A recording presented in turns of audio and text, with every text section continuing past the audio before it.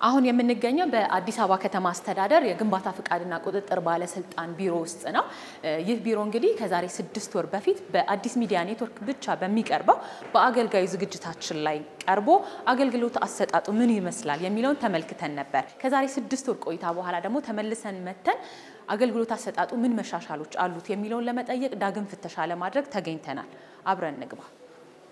ከአገልግሎት አሰጣጥ ጋር የነበሩ ችግሮችን በማስተካከል ዲጂታል የሆኑ አሰራሮችን በመተግበር ረገድ ከ6 ወር በኋላ ምን አይነት ስራዎች ተከናውነዋል? ምን መሻሻል ታይቷል በዚህ ተቋም ላይ? በፊት የሚሰጠው የግንባታ ፈቃድ ብቻ ነበር። የዘመናዊ ወይ ኦንላይን አገልግሎት በዲጂታል መስጠት የምንችለው እሱ ብቻ ነበር። ግን ከሱ በተጨማሪ የመጠቀሚያ ፈቃድንና እንደዚሁ የግንባታ ማስጀመሪያ የክትትል ከማሳወቂያን እንደዚሁ በኦንላይን እንዲሆን ለማድረግ ተችሏል ማለት ነው። የማራዘሚያንም እንደዚሁ ስለዚህ ወደ 6 አገልግሎቶች ወደ ኦንላይን ሰርቪሱ እንዲገቡ አድርገናል። ወደ ኦንላይን አሰራር የገቡት አገልግሎቶች ታዲያ አሁን ላይ ለተገልጋይ ምቹ ናቸው ወይ የሚለውን በዳግም ፍተሻችን ኤኤምኤን በተቋሙ በተገኘበት ወቅት ተገልጋዮችን ጠይቆ ነበር። ስንመጣ መጀመሪያ ፕላናችንን ለማስገምገም መጀመሪያ የምናደርገው ኦንላይን ላይ ነው አፕሎድ የምናደርገውና ኦንላይን ላይ አፕሎድ ካደረግን በኋላ ምላሽ ይሰጠናል። በዛ መሰረት ነው ፕሮሰስ እየተደረገ ያለው። ይሄ በጣም ጥሩ ነገር ሆኖ ሳለ ምንድነው አንዳንዴ አልፎ ከሲስተም ጋር በተያያዘ የሚቋረጡ ነገሮች አሉና ሌት ምናምን የሚሆኑ ኬዞች አሉ። አሁን ከቀድሞ ካለው አሁን በጣም ጥሩ ለውጦች አሉት። ትንሽ አንዳንዴ ኦንላይን ሲስተሙ ትንሽ ክራውድድ እየሆነ ከማስቸገር በስተቀር ከሞላ ጎደል በጣም ጥሩ እንትን አለው። ግንባታ ፈቃድም ያው እንግዲህ እኔ አሁን ካመለከትኩኝ እንግዲህ ወደ 21 ቀን አካባቢ ሆነኛል። ኦሬዲ ጨርሻለሁ። አሁን ያለው አሰራር ጥሩ ነው ባይ ነኝ። ከፍሮንት ዴስክ ጀምሮ እስከ መጨረሻው ስቴጅ ፕሮሰስ እያንዳንዱ ባለሙያ ጥሩ በሆነ አፕሮች እና በጣም በቀልጣፋ የሆነ መስተንግዶ ነው የሚያስተናግደው። ይሄ አሰራር ግን ወደ ሌሎቹ ክፍለ ከተሞች ጋር ቢወርድ የተሻለ ነገር ይኖራል ብዬ አስባለሁ። አገልግሎት አሰጣጡ ምን መሻሻል አለ የሚለውን ዛሬም በዳግም መልከታችን ስንመጣ ጠይቀናል። ጥሩ መሻሻሎች አሉ።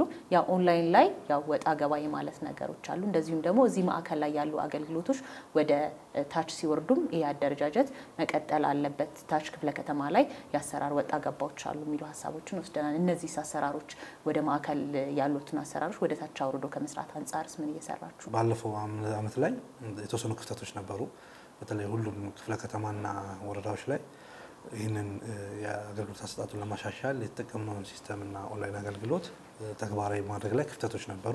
አሁን 11 ክፍለ ከተማ ላይ በተሻለ ወርዶ ማየት ይቻላል። ክፍለ ከተሞች ላይ እንዲያው ሞዴል ሁሉ አድርገን የመረጥናቸው ክፍለ ከተሞች ሁሉ አሉ። በአገልግሎት አሰጣጥ ተሞክሮች የሚወሰድባቸው ከአጠቃላይ አገልግሎቱን ለማሻሻልና ለማቀላጠፍ በዚህ ደረጃ የተሰራ ነው። ወረዳ ላይ አሁንም ግን ችግር አለብን። በአገልጋዩ በቀረቡበት ወቅት ላይ ይበልጥም ከዚህ ከባለሙያዎች ጋር የሚያያዙ ችግሮች ተነስተው ነበረ። ሪፎርሙን ተቀብሎ ተግባራዊ ከማድረግ ጋር ተያይዞ እናንተም በባለሙያዎች ያገኛቸዋቸውን ስህተቶችን ባለሙያዎች ላይ እርምጃ እስከመውሰድም ደርሳችሁ ነበር። እንደው 6 ወር ቆይተናልና ከዚህ ጋር ተያይዞ ባለሙያዎች ላይ ምን አይነት መሻሻል አለ? አሁንስ እየወሰዳችኋቸው ያሉ እርምጃዎች አሉ? ከዚህ ጋር በተገናኘ እስቲ ቢነግሩ። ጥሩ አሰራርን አጠቃላይ ያለውን የአገልግሎት መንፈስ በተላበሰ መልኩ ከማገልገል ጋር የሚታዩ ክፍተቶች አሉ። የስነ ምግባርም የክህሎት አጠቃላይ ስርዓትን አክብረው ከመስራት ጋር ክፍተቶች አሉ። አጠቃላይ የስነ ምግባርንም ሆነ የተገልጋይን የአገልግሎት አሰጣጣችን ማሻሻልና ቀና በሆነ መልኩ ማድረግ በማይቻልበት ደረጃ ነው ብለን የገመገምናቸውን እርምጃ ወስደናል ማለት ነው። ወደ 17 የሚሆኑ ባለሙያዎችና ኃላፊዎች ላይ እርምጃ ወስደናል። ወደ 17 የሚሆኑት ላይ ማለት ነው። አልሚዎች ላይ ደግሞ ወደ 109 የሚሆኑ አልሚዎች ላይ እርምጃ ተወስዷል።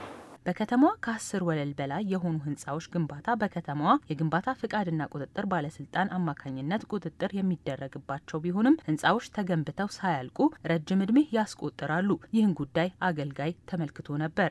የአድዋ የድል መታሰቢያ ፕሮጀክቱ ተጠናቋል። የእንጦጦ ፓርክ አልቋል። የመስቀል አደባባይ አብሮ ተጠናቋል።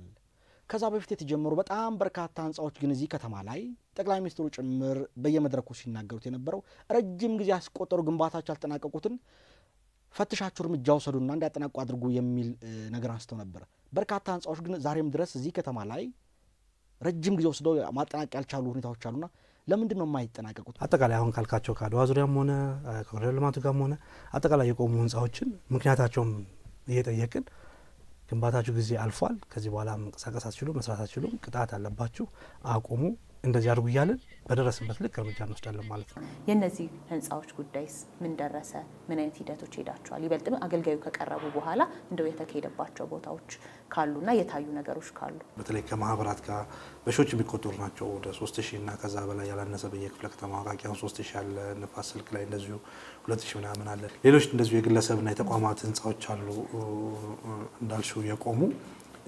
እነዚህም ችግራቸው ምንድነው፣ ምን አይነት መፍትሄ ነው የሚደረገው የሚለውን ለማጥራት ተሞክሯል ማለት ነው። ባጠናነው ልክ ደግሞ ወደ ስራ መግባት የሚችሉትን አስፈላጊውን የህግ ስራ ተከትለው ወደ ስራ እንዲገቡ ፑሽ የማድረግ ለማሳወቅ ስራና በደብዳቤ ለነሱ እየገለጹ እንዲሰሩ የማድረግ ስራ በቃልም በጽሁፍም እንደዚህ የተደረገ ነው። ግን ሪአክት የማድረጉና ባለቤቶቹ ወይም እነዛ ህንፃዎች ባለቤቶች ግለሰቦችም ሆኑ ተቋማት ሪአክት አድርጎ ወደ ስራ የመግባት ላይ አሁንም ክፍተት አለ።